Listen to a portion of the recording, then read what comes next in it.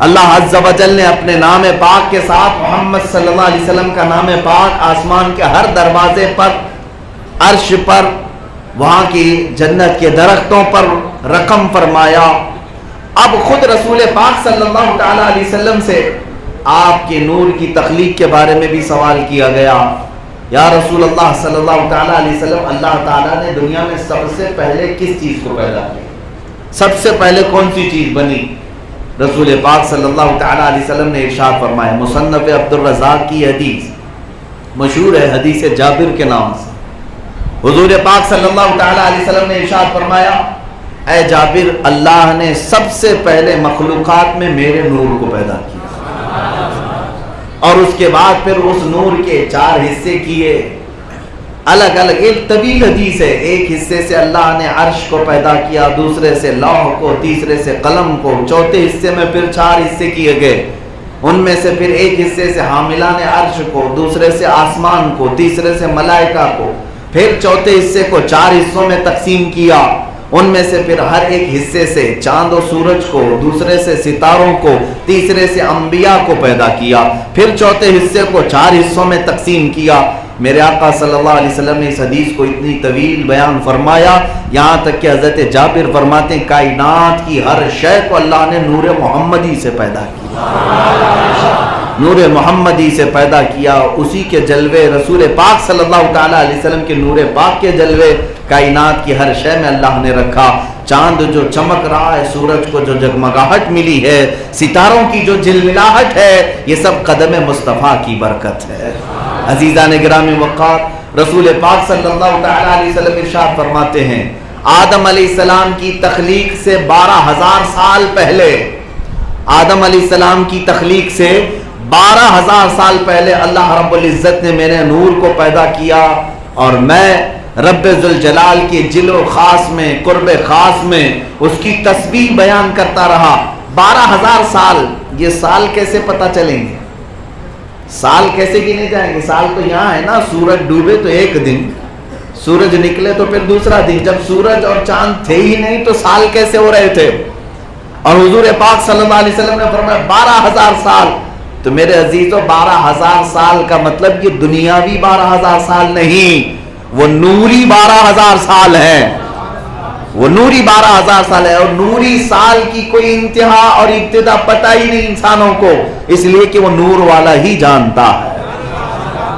اللہ رب العزت نے پیدا کیا، اور میرے آقا صلی اللہ تعالی علیہ وسلم ارشاد فرماتے ہیں، ہزاروں سال تک میں اپنے رب کی تسبیح بیان کرتا رہا، پھر رب ذوالجلال نے جب یہ ارادہ فرمایا کہ پھر کائنات کو وجود بخشا جائے، تو میرے نور کو اللہ نے حصوں میں تقسیم کیا، اور پھر کائنات کی ہر شے کو پیدا کیا۔ اب اس میں مدارج النبوہ میں جو منزلیں بتائی گئی ہیں رسول پاک صلی اللہ علیہ وسلم کے نور پاک کی، 1,000 سال الگ الگ منزلوں میں حضور کا نور سفر کرتا رہا، عالم عبودیت میں، عالم عبدیت میں، عالم عظمت میں، عالم رحمت میں، کئی عالم ایسے ہیں جس میں حضور پاک کے نور کو سفر کرایا گیا۔ پھر اخیر وہ وقت آیا جب آدم علیہ السلام کو اس فرش گیتی پر بھیجا گیا۔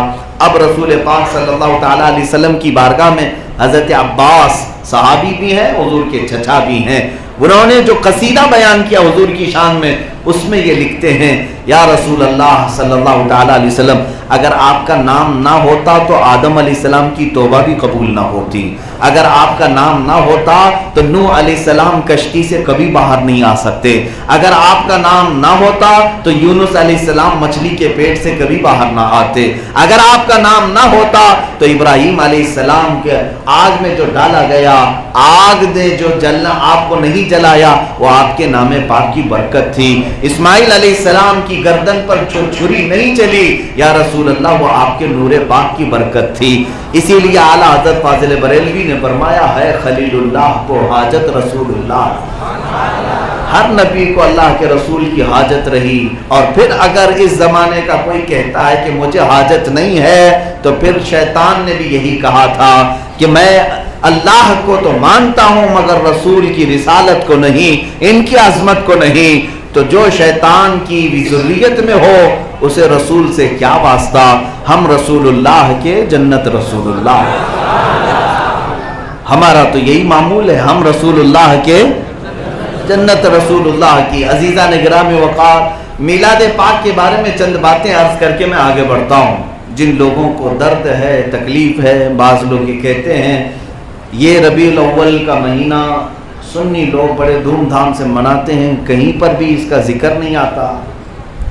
ایک صاحب تو قرآن کی آیت پڑھ کر کے بتا رہے تھے 2 دن قبل, ایک نئی کوڑی لے کر کے آئے تھے, کہا کہ قرآن میں 12 مہینوں کا ذکر ہے.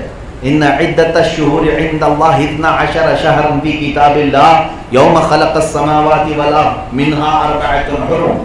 10ویں پارے کی آیت. اور صاحب پڑھتے ہوئے کہتے ہیں اللہ قرآن میں فرماتا ہے اللہ کے نزدیک 12 مہینے ہیں, اور 12 مہینوں میں سے 4 مہینے حرمت والے ہیں. آپ کو پتا ہے 4 مہینے حرمت والے ہیں. علماء سے کبھی آپ نے سنا ہوگا حرمت والے یعنی عزت والے ہیں.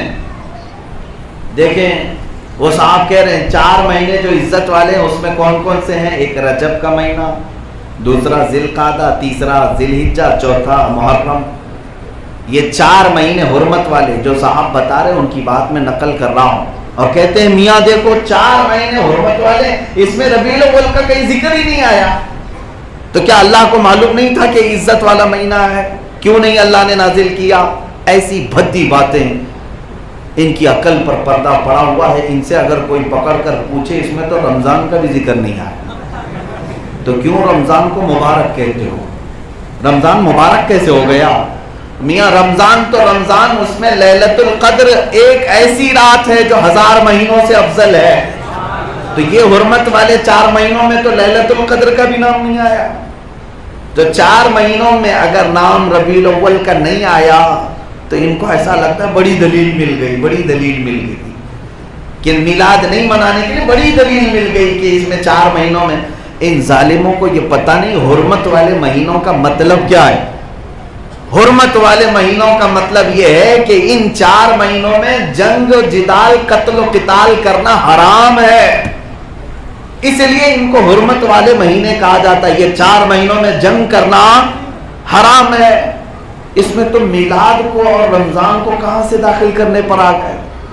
میرے عزیزوں, چلے دوسرا جواب ہم یہ بھی ان سے پوچھتے ہیں, نہیں آیا نا ربیع الاول کا نام, 4 مہینوں کا تو نام آیا, رجب کا آیا, ذی القعدہ, ذی الحجہ, محرم کا نام تو آیا کہ یہ 4 مہینے حرمت والے ہیں. ان سے ذرا پوچھو یہ 4 مہینے جو حرمت والے ہیں یہ بتایا کس نے تمہیں؟ کس نے بتایا؟ بات تمہیں کہنی پڑے گی کہ رسول اللہ نے بتایا. بات تمہیں کہنی پڑے گی کہ یہ بات بھی کس نے بتایا؟ رسول اللہ نے بتایا. کہ قرآن کس پر نازل ہوا؟ رسول اللہ پر. تو ان سے پوچھیں میرے عزیز, تو یہ کہتا ہے کہ یہ 4 مہینوں میں میلاد کا ذکر نہیں آیا, اگر وہ میلاد آتی نہیں تو یہ 4 مہینے آتے بھی نہیں. ارے بقرعید بھی ملی ہے, عید الفطر بھی ملی ہے اسی میلاد کی برکت سے, اسی میلاد کی برکت سے. اگر رسول پاک نہ آتے تو کیا رمضان معلوم ہوتا؟ کیا قرآن معلوم ہوتا؟ بلکہ حقیقت یہ ہے کہ اگر رسول پاک ہمارے درمیان تشریف نہ لاتے تو پھر انسانوں کو رحمان کا پتہ بھی نہیں ملتا. اللہ رب العزت تک کی بات. میرے عزیزوں, واسطے کو جب, وسیلے کو جب چھوڑ دیا جاتا ہے تو ایسی ہوتا ہے, ایسی ہوتا ہے. اور آپ سب سے میں یہ گزارش کرتا ہوں کہ گوگل پر بھروسہ کر کے مت بیٹھنا. ہاں, جس طرح آج نوجوانوں کی عادت سی ہو گئی ہے کہ ایک کسی نے بھیج دیا واٹس ایپ پہ, اس کے اوپر یقین کر کے بیٹھتے ہیں ارے اس کا جواب کیا ہو سکتا ہے, اس کا جواب کیا ہو سکتا ہے. آپ سب کو پتا ہے کہ گوگل میپ چلانے والے کئی مرتبہ پھنس بھی جاتے ہیں. کسی گٹر میں بھی لے جاتی ہے گوگل میپ والی جو خالہ بتاتی رہتی ہے, اور اس کے پیروکار اکثر ادھر ادھر دھکے بھی کھا جاتے ہیں. اس لیے میرے عزیزوں, ہمارا دین صرف انٹرنیٹ سے نہیں چلتا, ہمارا دین صرف سوشل میڈیا اور واٹس ایپ سے نہیں چلتا. اس کی مضبوط دلیلیں ہیں, قرآن اور حدیث ہمارے پاس ہے. اب رسول پاک صلی اللہ تعالیٰ علیہ وسلم کی میلاد کے متعلق یہ چیز نہیں کئی چیزیں لائی گئیں. ایک بڑے صاحب آئے, انہوں نے کہا کہ عید کے اگر یہ عید ہے تو حضور صلی اللہ علیہ وسلم نے اس دن روزہ رکھا تھا. حضور نے, مسلم شریف کی حدیث ہے کہ حضور پیر کے دن روزہ رکھتے تھے. آپ سے پوچھا گیا آپ روزہ کیوں رکھتے ہیں؟ فرمایا اس لیے کہ میں اس دن پیدا ہوا. حضور پاک صلی اللہ تعالیٰ علیہ وسلم نے فرمایا اس دن میں پیدا ہوا.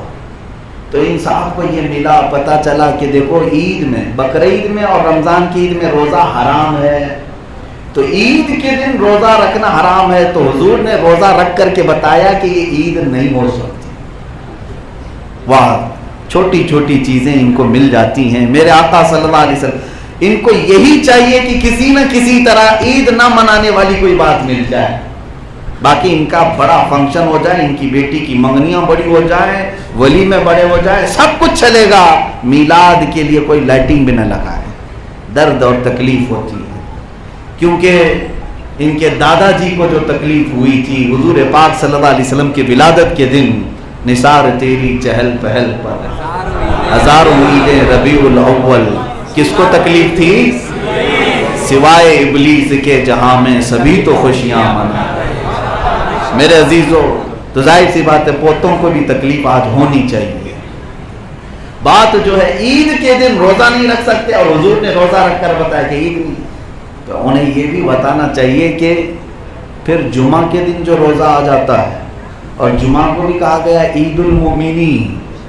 جمعہ کیا ہے؟ مومنین کی عید ہے. عاشورہ کو بھی عید کہا گیا ہے, عاشورہ کو بھی عید کہا گیا. اور عاشورہ کو روزہ رکھتے ہیں کہ نہیں رکھتے؟ میرے عزیزوں, وہ صرف 2 عیدوں کے لیے خاص ہے, بقرعید اور رمضان کی عید کے ان 2 دنوں میں روزہ رکھنا حرام ہے. باقی عیدوں کے لیے کہیں پر بھی کسی حدیث میں نہیں کہا گیا کہ ان دنوں میں روزہ رکھنا حرام ہے. یہ تو زبردستی کا یہ لے کر کے آئے کہ میلاد کے دن حضور روزہ رکھ کر بتایا کہ عید نہیں ہو سکتی, بلکہ ہم تو کہتے ہیں حضور نے روزہ رکھ کر بتایا کہ یہی عید ہے. کیونکہ اللہ رب العزت کی بارگاہ میں خوشی کا جو طریقہ ہے وہ روزہ بھی ہے اور نماز بھی ہے. جیسے ہم عیدگاہ میں جا کر نماز پڑھ کر کے خوشی کا اظہار کرتے ہیں, عید کے دن روزہ رکھ کر کے بھی خوشی کا اظہار کیا جا سکتا ہے. اور ایک صاحب نے کہا کہ اچھا اگر آپ منا رہے تو یہ اب آپ کی بات ہے, اب جا کر کے یہ سب منانے لگ گئے, پہلے کیوں نہیں منایا؟ مکہ والے حضور کو پیدا ہوتے ہوئے سامنے دیکھا انہوں نے, لیکن انہوں نے تو نہیں منایا.